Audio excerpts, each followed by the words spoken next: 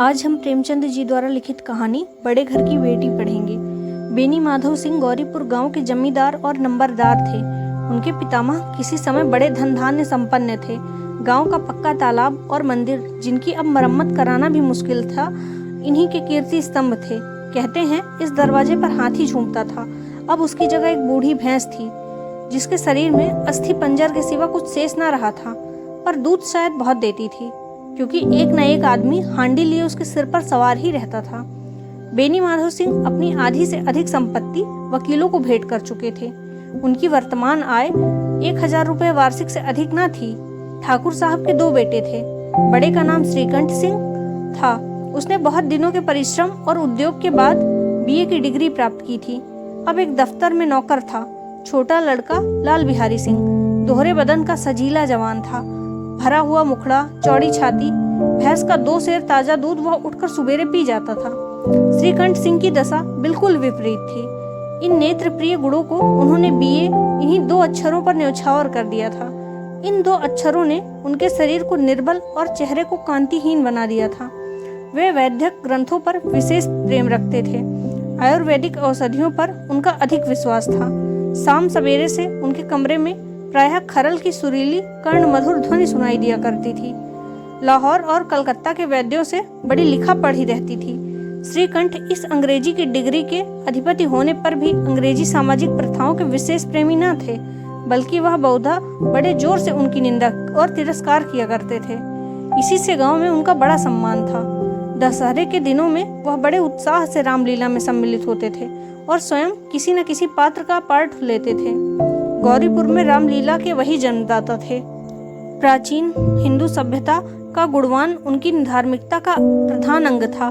सम्मिलित कुटुंब के तो वह एक पात्र उपासक थे।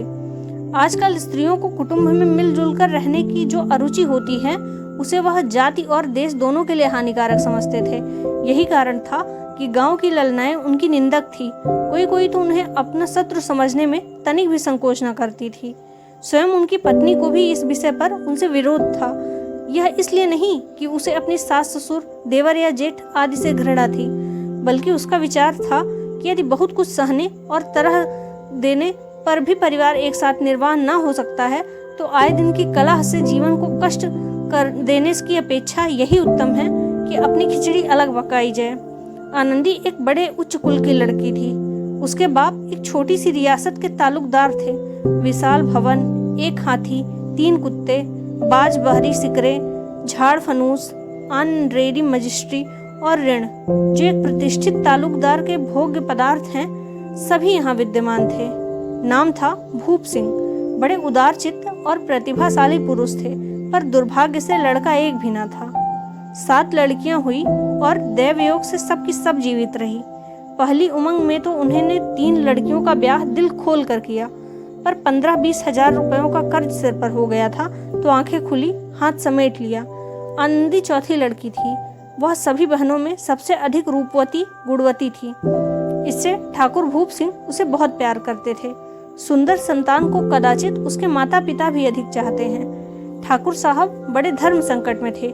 इसका विवाह कहाँ करें? न तो वह चाहते थे कि ऋण का बोझ बढ़े, और न ही यह स्वीकार था कि उसे अपने आप को भाग्यहीन समझना पड़े। एक दिन श्रीकंठ उनके पास किसी चंदे का रुपया मांगने आए। शायद नागरी प्रचार का चंदा था। भूप सिंह उनके स्वभाव पर रीझ गए और धूमधाम से श्रीकंठ सिंह का आनंदी के साथ विवाह हो गया। आनंदी अपने नए घर में आई तो यहाँ का रंग ढंग कुछ और ही देखा। जिस टीम टाम से उसे बचपन से आदत पड़ी हुई थी, वह यहाँ नाम मात्र का भी नहीं था। हाथी घोड़ों का तो क्या ही कहना, कोई सजी हुई सुंदर बहली तक न थी। रेशमी स्लीपर साथ लाई थी, पर यहाँ बाग कहाँ। मकान में खिड़कियां तक ना थी, न जमीन पर फर्श, न दीवार पर तस्वीरें। यह एक सीधा साधा देहाती गृहस्थ का मकान था, किंतु आनंदी ने थोड़े ही दिनों में अपने को इस नई अवस्था के अनुकूल बना लिया था, मानो उसने विलास की किसी भी सामान को कभी देखा ही न था।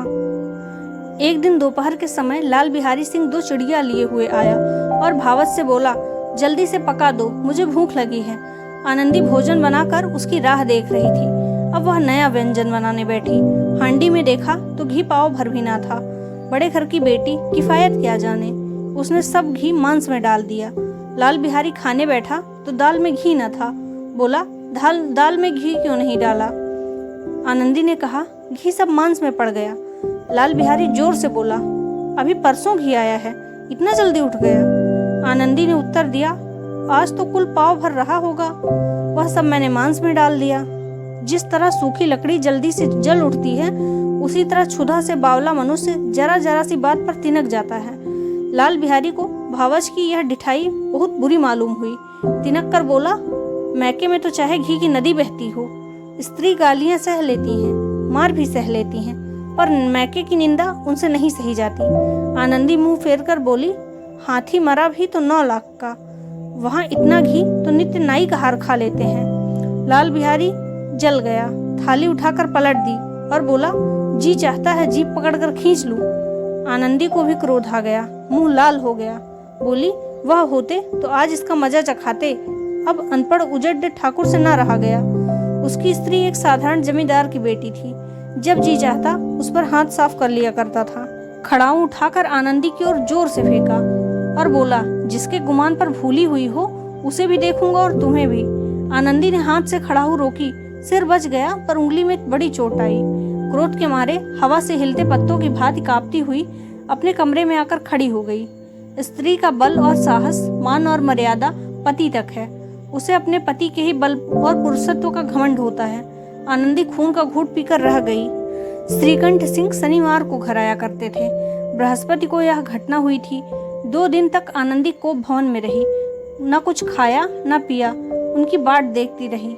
अंत में शनिवार को वह नियमानुकूल संध्या घर आए और बाहर बैठकर कुछ इधर उधर की बातें, कुछ देश काल संबंधी समाचार तथा कुछ नए मुकदमों आदि की चर्चा करने लगे। यह वार्तालाप 10 बजे तक होता रहा। गांव के भद्र पुरुषों को इन बातों में ऐसा आनंद मिलता था कि खाने पीने की भी सुध न रहती थी। श्रीकंठ को पिंड छुड़ाना मुश्किल हो जाता था। ये 2-3 घंटे आनंदी ने बड़े कष्ट से काटे। किसी तरह भोजन का समय आया, पंचायत उठी, एकांत हुआ तो लाल बिहारी ने कहा, भैया अब जरा भाभी को समझा दीजिएगा कि मुंह संभाल कर बातचीत किया करें, नहीं तो एक दिन अनर्थ हो जाएगा। बेनी माधव सिंह ने बेटे की ओर साक्षी दी। हाँ, बहु बेटियों का यह स्वभाव अच्छा नहीं कि मर्दों के मुंह लगे। लाल बिहारी, वह बड़े घर की बेटी हैं तो अपने भी कोई हम कुर्मी कहार नहीं हैं। श्रीकंठ ने चिंतित स्वर में पूछा, आखिर बात क्या हुई? लाल बिहारी ने कहा, कुछ भी नहीं, यूं ही आप में उलझ पड़ी। मैके के सामने हम लोग को कुछ समझती ही नहीं है। श्रीकंठ खा पीकर आनंदी के पास गए। वह भरी बैठी थी। यह हजरत भी कुछ तीखे थे। आनंदी ने पूछा, चित्त तो प्रसन्न है? श्रीकंठ बोले, बहुत प्रसन्न है, पर तुमने आजकल घर में क्या उपद्रव मचा रखा है? आनंदी की त्योरियों पर बल पड़ गए। झुंझलाहट के मारे बदन में ज्वाला सी दहक उठी। बोली, जिसने तुमसे यह आग लगाई है उसे पाँव मुंह झुलसा दूं। श्रीकंठ, इतनी गर्म क्यों होती हो? बात तो कहो। आनंदी, क्या कहूँ, यह मेरे भाग्य का फेर है, नहीं तो गंवार छोकरा जिसको चपरासी गिरी करने का भी सहूर नहीं है, मुझे खड़ाऊ से मारकर यूं ना करता। श्रीकंठ, सब हाल साफ साफ कहो तो मालूम हो, मुझे तो कुछ पता नहीं। आनंदी, परसों तुम्हारे लाडले भाई ने मुझे मांस पकाने को कहा। घी हांडी में पाव भर से अधिक न था, वह सब मैंने मांस में डाल दिया। जब खाने बैठा तो कहने लगा, दाल में घी क्यों नहीं है? बस इसी पर मेरे मैके को बुरा भला कहने लगा। मुझसे ना रहा गया। मैंने कहा, वहाँ इतना घी तो नाई का हार खा जाते हैं और किसी को जान भी नहीं पड़ता। बस इतनी सी बात पर इस अन्यायी ने मुझे खड़ाऊ फेंक कर मारी। यदि हाथ से ना रोक लिया होता तो सिर फट जाए। उसी से पूछो मैंने जो कुछ कहा है वह सच है या झूठ? श्रीकंठ की आंखें लाल हो गई। बोले, यहाँ तक हो गया इस छोकरे का यह साहस? आनंदी स्त्रियों के स्वभाव अनुसार रोने लगी, क्योंकि आंसू उनकी पलकों पर ही रहते हैं। श्रीकंठ बड़े धैर्यवान और शांत पुरुष थे। उन्हें कदाचित ही कभी क्रोध आता था। स्त्रियों के आंसू पुरुषों की क्रोधाग्नि भड़काने में तेल का काम करते हैं। रात भर करवटें बदलते रहे।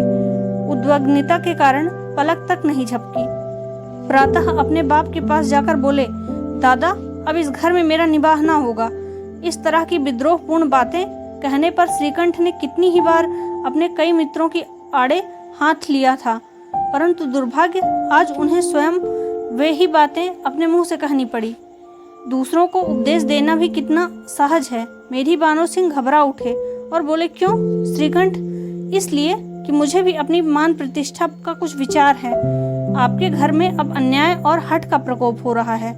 जिनके बड़ों का आदर सम्मान करना चाहिए वे अपने सिर चढ़ते हैं। मैं दूसरों का नौकर ठहरा, घर पर रहता नहीं, यहाँ मेरे पीछे स्त्रियों पर खड़ा हूँ और जूतों की बौछार होती है। कड़ी बात तक चिंता नहीं, कोई एक दो कह दो, वहां तक मैं सह सकता हूँ, किंतु यह कदापि नहीं सहूंगा कि मेरे ऊपर लात घूसे पड़े और मैं दम तक न मारूं। बेनी माधव सिंह कुछ जवाब न दे सके। श्रीकंठ सदैव उनका आदर करते थे। उनके ऐसे तेवर देखकर बूढ़ा ठाकुर अवाक रह गया। केवल इतना ही बोला, बेटा तुम बुद्धिमान होकर ऐसी बातें करते हो। स्त्रियां इस तरह घर का नाश कर देती हैं, उनको बहुत सिर चढ़ाना अच्छा नहीं। श्रीकंठ, इतना मैं जानता हूँ, आपके आशीर्वाद से ऐसा मूर्ख नहीं हूँ। आप स्वयं जानते हैं कि मेरे ही समझाने बुझाने से इस गांव में कई घर संभल गए, पर जिस स्त्री का आप मान प्रतिष्ठा का ईश्वर के दरबार में उत्तरदाता हूँ, उसके प्रति ऐसा घोर अन्याय और पशुवत व्यवहार मुझे असह्य है। आप सच मानिए, मेरे लिए यही कुछ कम नहीं कि लाल बिहारी को कुछ दंड नहीं देता। अब बेनी माधव सिंह भी गरमाए, ऐसी बातें और न सुन सके। बोले, लाल बिहारी तुम्हारा भाई है, उससे जब कभी भूल चूक हो उसके कान पकड़ो। लेकिन श्रीकंठ, लाल बिहारी को मैं अब अपना भाई नहीं समझता। बेनी माधव सिंह, स्त्री के पीछे? श्रीकंठ, जी नहीं, उसकी क्रूरता और अविवेक के कारण। दोनों कुछ देर चुप रहे। ठाकुर साहब लड़के का क्रोध शांत करना चाहते थे, लेकिन यह नहीं स्वीकार करना चाहते थे कि लाल बिहारी ने कोई अनुचित काम किया है। इसी बीच गांव के कई और सज्जन हुक्के चिलम के बहाने वहां आ बैठे। कई स्त्रियों ने जब यह सुना कि श्रीकंठ की पत्नी पीछे पिता से लड़ने को तैयार हैं, तो उन्हें बड़ा हर्ष हुआ। दोनों पक्षों की मधुर वाणियां सुनने के लिए उनकी आत्माएं तिलमिला गई। गांव में कुछ ऐसे कुटिल मनुष्य भी थे जो इस कुल की नीतिपूर्ण गति पर मन ही मन जलते थे। वे कहते फिरते थे कि श्रीकंठ अपने बाप से दबता है, इसलिए वह दब्बू है। उसने विद्या पढ़ी, इसलिए वह किताबों का कीड़ा है। बेनी माधव सिंह उसकी सलाह के बिना कोई काम नहीं करते, यह उनकी मूर्खता है। इन महानुभावों की शुभ कामनाएं आज पूरी होती दिखाई देती रही थी। कोई हुक्का पीने के बहाने, कोई लगान की रसीद दिखाने आकर बैठ गया। बेनी माधव सिंह पुराने आदमी थे, इन भावों को ताड़ गए। उन्होंने निश्चय किया, चाहे कुछ भी क्यों न हो जाए, इन द्रोहियों को ताली बजाने का अवसर न दूंगा। तुरंत कोमल शब्दों में बेटे से बोले, तुमसे बाहर नहीं हूँ, तुम्हारा जो जी चाहे करो। अब तो लड़के से अपराध हो गया है।